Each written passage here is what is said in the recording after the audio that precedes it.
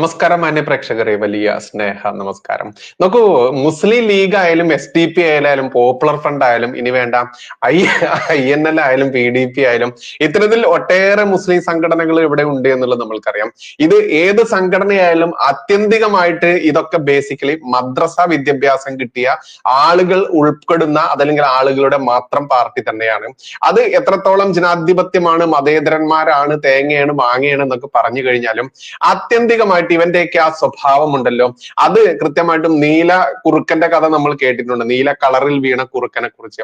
നീല ചായത്തിൽ വീണ കുറുക്കൻ വലിയ അത്ഭുത ജീവിയായിട്ട് കാട്ടിലൂടെ ഇങ്ങനെ വിലസുന്ന സമയത്ത് ഒരു സമയം മഴ പെയ്യേ അതിന് വേറെ വെള്ളത്തിൽ ചാട് എന്തോ ചെയ്ത സമയത്ത് ഈ നീല പെയിന്റ് എല്ലാം ഇളകിപ്പോയി.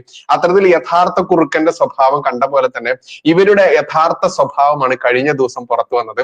മുസ്ലിം ലീഗിന്റെ വലിയ പാണക്കാട് തറവാട്, ആ പാണക്കാട് തറവാട്ടിനെ കുറിച്ചൊന്നും പറയാൻ പാടില്ല. പറഞ്ഞു കഴിഞ്ഞാലേ മതേതരം ഇങ്ങനെ പൊട്ടി പൊട്ടി പൊട്ടി ഇങ്ങനെ ഒഴുകിയിട്ട് പിന്നെ മഹോന്നതന്റെ അവിടേക്ക് അങ്ങോട്ട് പറന്നങ്ങോട്ട് പോകും. പിന്നെ നമ്മുടെ സ്വർഗത്തിലെ കൂട്ടിക്കൊടുപ്പുകാരനുണ്ടല്ലോ, അവിടേക്ക് അങ്ങോട്ട് പറന്നു പോകും. ഈ ചങ്ങാതി പറഞ്ഞു കഴിഞ്ഞാൽ എന്താ അറിയുമോ, അയോധ്യ രാമജന്മഭൂമി വഖഫ് സ്വത്ത് അവകാശവാദവുമായി മുസ്ലിം ലീഗ് അംഗീകരിക്കേണ്ടി വന്നത് കോടതി വിധിയെ തുടർന്ന്. ഇത് പറഞ്ഞത് ആരുമല്ല, സാദിഖ് അലി തങ്ങൾ. ഇപ്പൊ എല്ലാത്തിന്റെയും അവസാനം ഓരോ തങ്ങന്മാര് മാറി മാറി വന്ന അവസാനത്തെ തലമുറ ഇവനാ തങ്ങളാ പറഞ്ഞിരിക്കുന്നത്. ഇവനാണ് വലിയ മുസ്ലിം ലീഗിന്റെ വലിയ കൊണാണ്ടർ ആണ് എന്ന് നമുക്കറിയാം.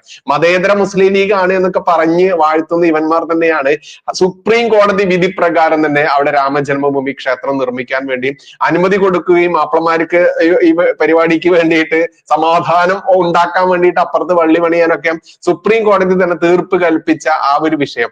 ആ വിഷയത്തിൽ കൃത്യമായിട്ട് ഇവന്മാർ പറയുകയാണ്, ഇപ്പോൾ വഖഫ് എന്ന് പറയുന്ന മുസ്ലിം ഭീകരത പൊങ്ങി വന്ന സമയത്ത് ഈ ഭാരതത്തിലെ എല്ലാതും ഞങ്ങളുടെ ഗുദംബൊക്കി വകുപ്പിൽ പെട്ടതാണ് എന്ന് രേഖയിൽ മുന്നോട്ട് വരിക എന്ന് പറയുമ്പോൾ ഇവന്റെയൊക്കെ യഥാർത്ഥത്തിലുള്ള മതേതരം എന്താണ് എന്ന് പൊട്ടിപ്പുറപ്പെട്ടിരിക്കുകയാണ്. എന്തായാലും RV ബാബു സാർ, ഹിന്ദു ഐക്യവേദിയുടെ സംസ്ഥാന പ്രസിഡന്റ്, ഈ വിഷയത്തിൽ പ്രതികരിക്കുന്നുണ്ട്. അതൊന്ന് കേൾക്കേണ്ടത് തന്നെയാണ്. കഴിഞ്ഞ ദിവസം നമ്മളൊരു വീഡിയോ ചെയ്തിരുന്നു. നമ്മുടെ ഒരു സംഘപ്രവർത്തകനെ സാമ്പത്തികമായിട്ട് സഹായിക്കാൻ വേണ്ടി തന്നെയായിരുന്നു. അതിലെ യാഥാർത്ഥ്യങ്ങൾ പറഞ്ഞുകൊണ്ടുള്ള വീഡിയോയുടെ വിശദ വിവരങ്ങൾ അറിയേണ്ടവർക്ക് നമ്മുടെ ഈ വീഡിയോ കഴിഞ്ഞ ഉടനെ ആദ്യ കമന്റ് ആയിട്ട് അത് പിൻ ചെയ്ത് വെക്കുന്നതാണ്. അത് എല്ലാ മാന്യ പ്രേക്ഷകരും കാണേണ്ടതുണ്ട്. കാരണം നമുക്കറിയാം, ഇവിടെ നിരോധിക്കപ്പെട്ട പോപ്പുലർ ഫ്രണ്ട് എന്ന് പറയുന്ന ഭീകര സംഘടന, മുസ്ലിം ഭീകര സംഘടന, ആ ഭീകര സംഘടനയും SDP യുമായി ചേർന്നുകൊണ്ട് നമ്മുടെ ഒരു സംഘപ്രവർത്തകനെ കള്ളക്കേസിൽ കുരുക്കിയതാണ് വിഷയം. അപ്പൊ അത് വിശദമായിട്ട് ഞാൻ മുൻപൊരു വീഡിയോയിൽ കഴിഞ്ഞ ദിവസം പറഞ്ഞിട്ടുണ്ട്. അത് ഇവിടെ പിൻ ചെയ്ത് വെക്കുന്നുണ്ട്. അപ്പോൾ അത് എല്ലാവരും ഒന്ന് പോയി കാണുക. എന്നിട്ട് ആ പയ്യനെ സഹായിക്കാൻ വേണ്ടി നമ്മളൊരു നിയമസഹായ വേദി എന്നുള്ള രീതിയിൽ നമ്മളൊരു കൂട്ടായ്മ ഉണ്ടാക്കിയിട്ടുണ്ട്. അപ്പൊ അതിലേക്ക് സഹായം ചെയ്യാൻ വേണ്ടിയിട്ടുള്ള ഗൂഗിൾ പേ നമ്പർ, എല്ലാ UPI ട്രാൻസാക്ഷനും ഈ 2 നമ്പറുകളിലേക്ക് ചെയ്യാം. ഇനി UPI ട്രാൻസാക്ഷൻ അല്ല, അക്കൗണ്ട് ത്രൂ ചെയ്യുന്നവർക്ക് വേണ്ടിയിട്ട് അക്കൗണ്ട് വിവരങ്ങളും ഇവിടെ പ്രദർശിപ്പിക്കുന്നുണ്ട്. അപ്പോൾ ഇതിൽ ഏതാണോ നിങ്ങൾക്ക് സ്യൂട്ടബിൾ അതിലേക്ക് നിങ്ങൾ ചെയ്യുക. അത് എന്റെ വ്യക്തിപരമായിട്ടുള്ള അക്കൗണ്ട് ഡീറ്റെയിൽസ് ആണ് ഇവിടെ കൊടുത്തിട്ടുള്ളത്. കാരണം ഇത് താൽക്കാലികമായിട്ട് നമ്മളിപ്പോൾ ക്രിയേറ്റ് ചെയ്തിട്ടുള്ള ഒരു നിയമസഹായ വേദിയാണ്. ഇനി അതിനൊരു ലീഗൽ ഫോമിലേക്ക് നമ്മൾ മാറ്റാൻ വേണ്ടി തീരുമാനിച്ചിട്ടുണ്ട്. കാരണം നമ്മളെ ഒരുപാട് സഹോദരങ്ങൾ ഇത്തരത്തിൽ ഒരുപാട് ബുദ്ധിമുട്ടുകൾ അനുഭവിക്കുന്നുണ്ട്. ഇതിലേക്ക് എല്ലാവരും സഹായം ചെയ്യുക. ആ വ്യക്തിയുടെ എന്താണ് കേസ്, എല്ലാ വിശദ വിവരങ്ങളും ഇന്നലെ ഒരു വീഡിയോ നമ്മൾ ചെയ്തിട്ടുണ്ട്. ആ വീഡിയോയുടെ ലിങ്ക് നമ്മുടെ ആദ്യ കമന്റ് ആയിട്ട് പിൻ ചെയ്ത് വെക്കുന്നുണ്ട്. നേതാവ് ശ്രീ RV ബാബു നമ്മോടൊപ്പം ചേരുകയാണ്. ശ്രീ RV ബാബു, രാമക്ഷേത്രം വഖഫ് ഭൂമിയിൽ എന്നാണ് പാണക്കാട് സാദിഖ് അലി ശിഹാബ് തങ്ങൾ പറയുന്നത്. സുപ്രീം കോടതിയുടെ വിധി വന്നതിനാൽ തങ്ങൾ അനുസരിച്ചു എന്ന് മാത്രമേ ഉള്ളൂ എന്നാണ് പറയുന്നത്. മുസ്ലിം പേഴ്സണൽ ലോ ബോർഡ് അടക്കം അംഗീകരിച്ചത് അതുകൊണ്ടാണ് സുപ്രീം കോടതിയുടെ വിധിയുടെ പശ്ചാത്തലത്തിൽ, അല്ലെങ്കിൽ രാമക്ഷേത്രം വഖഫ് ഭൂമിയിലാണ് നിലനിൽക്കുന്നത് എന്നാണ് സാദിഖ് അലി ശിഹാബ് തങ്ങൾ പറഞ്ഞു വെക്കുന്നത്. താങ്കൾ എങ്ങനെ പ്രതികരിക്കുന്നു? ഇന്ത്യ മുഴുവൻ വഖഫാണെന്ന് അവകാശപ്പെടാമല്ലോ. ഇന്ത്യ മുഴുവൻ വഖഫാണ് എന്ന് അവകാശപ്പെടാൻ കഴിയുന്ന നിയമമാണല്ലോ കോൺഗ്രസ് സർക്കാർ ഉണ്ടാക്കി. 1995-ലും 2013-ലുമായിട്ട് ഭാരതത്തെ ഒന്നാകെ വഖഫ് ഭൂമിയിലാണ് എന്ന് പറയാവുന്ന സാഹചര്യത്തിലേക്ക് മുസ്ലിം സമുദായത്തിനും മുസ്ലിം സംഘടനകൾക്കും സാഹചര്യം ഒരുക്കി കൊടുത്തിരിക്കുകയാണ് ഇന്ത്യൻ നാഷണൽ കോൺഗ്രസ്. ഈ രാജ്യത്തെ ഇത്രയും ഒറ്റുകൊടുത്ത രാജ്യത്തിന്റെ അധപ്പതനത്തിനും രാജ്യത്തെ മതവർഗീയതയ്ക്ക് അടിയറ വെച്ച ഇന്ത്യൻ നാഷണൽ കോൺഗ്രസ് ആണ് ഇതിന് മറുപടി പറയേണ്ടത്. സാദിഖ് അലി ശിഹാബ് തങ്ങളല്ല. സാദിഖ് അലി ശിഹാബ് തങ്ങള് നിലവിലുള്ള നിയമത്തെ വ്യാഖ്യാനിക്കുകയോ നിയമത്തിനനുസൃതമായിട്ട് പറയാൻ സാധിക്കുന്നത് പറയുകയാണ്. ഇത്തരം മുസ്ലിം വർഗീയവാദികൾക്ക്, ഭീകരവാദികൾക്ക് ഈ തരത്തിൽ പറയാനുള്ള സാഹചര്യം ഉണ്ടാക്കി കൊടുത്തത് ഇന്ത്യൻ നാഷണൽ കോൺഗ്രസ് ആണ്. അതുകൊണ്ട് കോൺഗ്രസ് ആണ് ഇതിന് മറുപടി പറയേണ്ടത്. ഇന്ത്യയിലെ ജനങ്ങളോട് കോൺഗ്രസ് മറുപടി പറയണം. ഇന്ത്യൻ പാർലമെന്റ്, ഇന്ത്യയിലെ സുപ്രീം കോടതി സർവമാന സ്ഥാവര ജംഗമ സ്വത്തുക്കളും വഖഫാണ് എന്ന് അവകാശപ്പെടാവുന്ന സാഹചര്യത്തിലേക്ക് ഇന്ത്യയെ എത്തിച്ചിരിക്കുകയാണ്. ഇത്രയും കുലദ്രോഹികൾ ഇത്രയും രാജ്യദ്രോഹികൾ ആയിട്ടുള്ള ഒരു വിവാദം കോൺഗ്രസിനെ പോലെ കാണാൻ സാധിക്കില്ല മറ്റൊരാൾ എന്നാണ് എന്റെ പക്ഷം. ISIS ഒക്കെ കോൺഗ്രസിനേക്കാൾ എത്രയോ ഭേദമാണ്. ഹമാസും അൽ-ഖ്വയ്ദയും ഒക്കെ കോൺഗ്രസിനേക്കാൾ ഭേദമാണ്. യഥാർത്ഥത്തിൽ പൊട്ടാസ്യം സയനൈഡിന്റെ ഫലമാണ് ഇന്ത്യൻ നാഷണൽ കോൺഗ്രസ് ഇന്ത്യയിലെ ജനങ്ങൾക്ക് നൽകുന്നത്. അതായത് ISIS ഒക്കെ കഴുത്തറത്താണ് കൊല്ലണമെങ്കിൽ ഇത് വളരെ എന്താ പറയാ മുറിവേൽപ്പിക്കാതെ ജനങ്ങളെ കൊല്ലുന്ന പൊട്ടാസ്യം സയനൈഡാണ് ഈ കോൺഗ്രസ്. അതുകൊണ്ട് എനിക്ക് ഇതിനകത്ത് യാതൊരു അത്ഭുതവുമില്ല. സാദിഖലി തങ്ങൾക്ക് അയോധ്യ മാത്രമല്ല കാശി, മധുര, അതേപോലെ ഉള്ള ക്ഷേത്രങ്ങളടക്കം വഖഫാണ് എന്ന് അവകാശപ്പെടാം. കാരണം കാശിയിൽ ജ്ഞാൻവാബി ആ പള്ളി ഉണ്ടല്ലോ, മധുരയിലുണ്ടല്ലോ. അപ്പോ അങ്ങനെ ഇതെല്ലാം വഖഫാണ് എന്ന് അവകാശപ്പെടാം. എൻ്റയർ ഭാരതം വഖഫാണെന്ന് അവകാശപ്പെടാം. പക്ഷെ സ്വപ്നം കാണാനേ നിവൃത്തിയുള്ളൂ. ഇത് 1921 അല്ല, ഇത് 1947 അല്ല. ഇത് മുസ്ലിം ലീഗ് മനസ്സിലാക്കിയാൽ നല്ലത്. ഏത് തങ്ങളായാലും കൊള്ളാം, ഏത് പിള്ളയായാലും കൊള്ളാം, ഇന്ത്യയുടെ നമ്മുടെയൊക്കെ ക്ഷമയെ പരീക്ഷിക്കാനാണ്, നമ്മുടെയൊക്കെ ക്ഷമയെ ചോദ്യം ചെയ്യാനാണ് ഇത്തരം ആൾക്കാർ ശ്രമിക്കുന്നതെങ്കിൽ അവർക്ക് ചരിത്രത്തിൽ നിന്ന് ഒരുപാട് പാഠം ഉൾക്കൊള്ളേണ്ടതായിട്ടുണ്ട്. അവർ ചരിത്രം പഠിച്ചിട്ടില്ല എന്ന് വേണം മനസ്സിലാക്കാൻ. അതുകൊണ്ട് ഇത്തരം ഉമ്മാക്കി കാട്ടി കോൺഗ്രസുകാരെ പേടിപ്പിച്ചാൽ മതി. ഈ തരത്തിൽ ഈ നാട്ടിലെ ഹിന്ദു സമൂഹത്തെ പേടിപ്പിക്കാൻ ഒരു കുഞ്ഞും വളർന്നിട്ടില്ല. ആരും തയ്യാറാക്കാൻ വേണ്ട. ശ്രീ ആർ വി ബാബു, ഒരു കാര്യം കൂടി, മുനമ്പത്തിന്റെ പശ്ചാത്തലത്തിൽ കോൺഗ്രസിനെ തള്ളി മുസ്ലിം ലീഗ് രംഗത്ത് വന്നത് നമ്മൾ എല്ലാവരും കണ്ടതാണ്. മുനമ്പം വഖഫ് ഭൂമിയാണ് എന്നവർ ആവർത്തിക്കുന്നുണ്ട്. അതിൽ കോൺഗ്രസിന്റെ വായടപ്പിക്കുന്ന ഒരു നയവും കണ്ടതാണ്. പക്ഷേ ഇപ്പോൾ നിലവിലെ രാമക്ഷേത്രം വഖഫ് ഭൂമിയാണെന്ന് പാണക്കാട് സാദിഖ് അലി ശിഹാബ് തങ്ങൾ പറഞ്ഞു വയ്ക്കുന്നതിലൂടെ സാധാരണക്കാരിൽ തുടങ്ങി ആർക്കിയോളജിക്കൽ സർവേ ഓഫ് ഇന്ത്യയുടെ കെട്ടിട സംരക്ഷിത സ്മാരകങ്ങൾ പോലും അവരുടെ ഭൂമിയിലാണെന്ന് പറഞ്ഞുകൊണ്ട് പിന്നീട് ഇപ്പോഴത്തെ രാമക്ഷേത്രം പോലും വഖഫ് ഭൂമിയിലാണ്, തങ്ങളത് അനുസരിക്കാൻ കാരണം സുപ്രീം കോടതി വിധിയുടെ പശ്ചാത്തലത്തിൽ മാത്രമാണ് എന്ന് പറയുമ്പോൾ അവർ ഉദ്ദേശിക്കുന്ന ഒരു ധ്വനി എന്താണ് രാഷ്ട്രീയമായി നോക്കുകയാണെങ്കിൽ? അല്ല, ഇതൊക്കെ സുപ്രീം കോടതിയുടെ വിധി ഇല്ലായിരുന്നെങ്കിൽ ഇന്നുണ്ടാവുമായിരുന്നു. ഒരു ചുക്കും സംഭവിക്കില്ല. ഇവരൊക്കെ ഒരുപാട് മറ്റേ അക്ബർ ഒവൈസി, അതായത് നമ്മുടെ ഹൈദരാബാദിലെ MP-യുടെ അനിയനുണ്ടല്ലോ അക്ബറുദ്ദീൻ ഒവൈസി, അയാൾ പറയുണ്ടായി 15 മിനിറ്റ് ഇന്ത്യയിലെ പോലീസ് മാറ്റി നിർത്തിയാൽ ഹിന്ദുക്കളെയൊക്കെ ഞങ്ങൾ പാഠം പഠിപ്പിക്കുന്നു.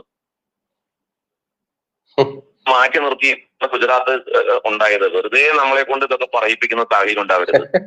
നമുക്കതറിയാം എന്തൊക്കെയാണ് നടക്കുക, എന്തൊക്കെയാണ് ചെയ്യാൻ പറ്റുക എന്നുള്ളതൊക്കെ. അത്തരം ചില പീഡിപ്പിക്കലൊക്കെ കയ്യിൽ വെച്ചാൽ മതി. ഈ പാണക്കാട് തങ്ങളുടെ കുടുംബമടക്കം ഇന്ത്യ മഹാരാജ്യത്താണ്, ഹിന്ദുസ്ഥാനിലാണ്. ഇത് ഭാരതം ഹിന്ദുസ്ഥാനമാണെന്നേ. ഈ ഹിന്ദുസ്ഥാനത്ത് ഭൂരിപക്ഷം വരുന്ന ഹൈന്ദവ സമൂഹത്തിന്റെ താല്പര്യത്തിനനുസരിച്ച് ജീവിക്കാൻ പറ്റുമെങ്കിൽ ജീവിച്ചാൽ മതി ഇവിടെ. അല്ലാത്തവർക്ക് ഇവിടം വിട്ടു പോവാം. ഭൂരിപക്ഷ ജനതയുടെ താല്പര്യമാണ് ഇവിടെ നടപ്പാവുക. ഭൂരിപക്ഷ ജനതയുടെ മനോഭാവത്തിനനുസരിച്ച് ജീവിക്കാൻ തയ്യാറില്ലാത്തവർക്ക് അവർക്ക് മറ്റേതെങ്കിലും വഴി നോക്കാം. ഇത് എന്നെ കൊണ്ട് പറയിപ്പിക്കുന്നത്, ഞാൻ ഇത്തരം പറയുന്നത് ആ നിലപാടിനോട് യോജിക്കുന്ന ഒരാളല്ല. പക്ഷേ ഈ നിലപാടുമായിട്ടാണ് പാണക്കാട് തങ്ങളെ പോലുള്ള ആൾക്കാർ രംഗത്ത് വരുന്നതെങ്കിൽ ടിപ്പ് ഫോർ ടാറ്റ് ആണ്. ഒരു കരണത്തടിച്ചാൽ മറുകരണം കാണിക്കാനായിട്ട് വേറെ വല്ലവരും നോക്കിയാൽ മതി. ഹിന്ദുക്കൾ കിട്ടില്ല. ഒരു കരണത്തടിച്ചാൽ മറുകരണം മാത്രമല്ല പുറം കുടിക്കും. ആ നിലയ്ക്ക് പ്രതികരിക്കാൻ അറിയാവുന്ന സമൂഹം ഇന്നിവിടെ ഇന്ത്യയിലുണ്ട്. ഇന്ത്യയിൽ അത്തരത്തിലുള്ള ഒരു സമൂഹത്തെ നമ്മൾ വളർത്തിയിട്ടുണ്ട്. അതുകൊണ്ട് അത്തരം പെപ്പടാക്കൊന്നും കാണിച്ച് ഈ ഭാരതത്തെ അല്ലെങ്കിൽ ഭാരതത്തിലെ മുഴുവൻ ആധ്യാത്മിക കേന്ദ്രങ്ങളൊക്കെ വഖഫാണ് എന്നൊക്കെയുള്ള അവകാശമായിട്ട് ആരെങ്കിലും വന്നാൽ അത് 4 മടക്കി പോക്കറ്റിൽ വെച്ച് നോക്കൂ, ഇതിലധികം എന്താണ് പറയേണ്ടത്? നമ്മളൊക്കെ ഒരുപാട് നാളായി ഇത്തരത്തില് നമ്മുടെ ഊർജം പകരേണ്ട നേതാക്കന്മാരുടെ നിശബ്ദത കേട്ടുകൊണ്ട് നമ്മളൊക്കെ ചോദിക്കുമായിരുന്നു, എന്താണ് നിങ്ങളൊക്കെ ഇങ്ങനെ തണുത്തുറഞ്ഞു നിൽക്കുന്നത് എന്നുള്ളത്. കൃത്യമായിട്ട് ഹിന്ദു ഐക്യവേദിയുടെ സംസ്ഥാന പ്രസിഡന്റ് RV ബാബു സാർ പറഞ്ഞ പോലെ തന്നെ വേണ്ടി വന്നാൽ ഭാരതത്തിന്റെ രണ്ടാം സൈന്യമുണ്ട് ഇവിടെ.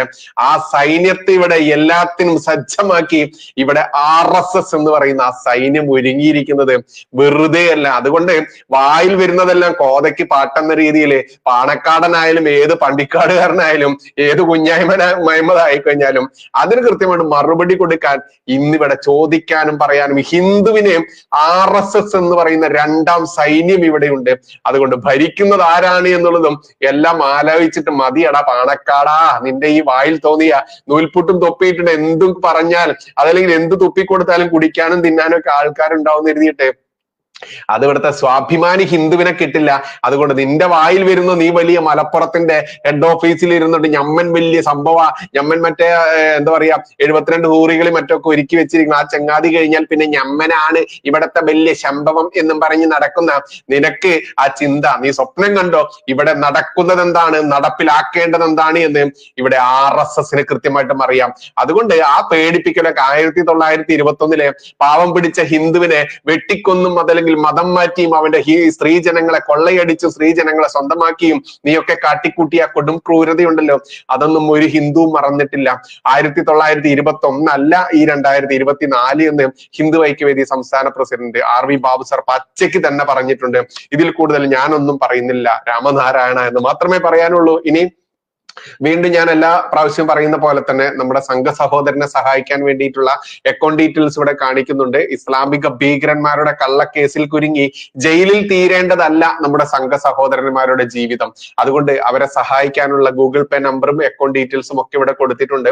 ഇത് താൽക്കാലികമാണ്. നമ്മളൊരു ട്രസ്റ്റിന്റെ ആ ഒരു പിന്നാമ്പുറ ജോലികളിലാണ് നടന്നുകൊണ്ടിരിക്കുന്നത്. ട്രസ്റ്റ് രജിസ്ട്രേഷൻ ഏകദേശം അടുത്ത ആഴ്ചയോടുകൂടി തീരും. അത് കഴിഞ്ഞാൽ നമ്മൾ ഔദ്യോഗികമായി തന്നെ ഇത്തരത്തിലുള്ള ആളുകളെ സഹായിക്കാൻ വേണ്ടിയിട്ടുള്ള ആ ഒരു ഫോമിലേക്ക് മാറുകയാണ്. ഇത് താൽക്കാലികമായിട്ട് എന്റെ അക്കൗണ്ട് ഡീറ്റെയിൽസ് ആണ് കൊടുക്കുന്നത്. കാരണം ഇത് അർജന്റ് ആയിട്ടുള്ളൊരു നീഡ് ആയതുകൊണ്ട് തന്നെയാണ് ഇങ്ങനെ കൊടുക്കുന്നത്. അതുകൊണ്ട് നമ്മുടെ സംഘ സഹോദരനെ സഹായിക്കാൻ പറ്റുന്നവർ എല്ലാവരും സഹായിക്കുക.